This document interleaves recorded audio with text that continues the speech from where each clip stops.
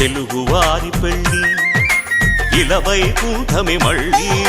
సంప్రదాయమే సౌందర్యంగా సాగుతున్న పెళ్ళి ఇది తెలుగువారి పెళ్ళి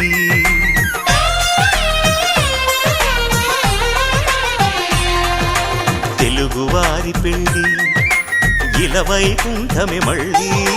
సంప్రదాయమే సౌందర్యంగా సాగుతున్న పెళ్ళి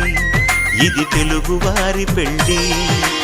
ఒకరికి ఒకరని అనుకుంటే అదే నిశ్చితార్థం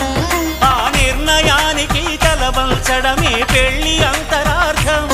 శతమానం భవతి అంటుంది శ్రావణ మాసం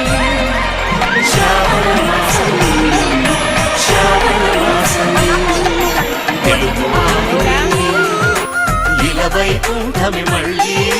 సంప్రదాయమే సౌందర్యంగా సాగుతున్న పెళ్ళి ఇది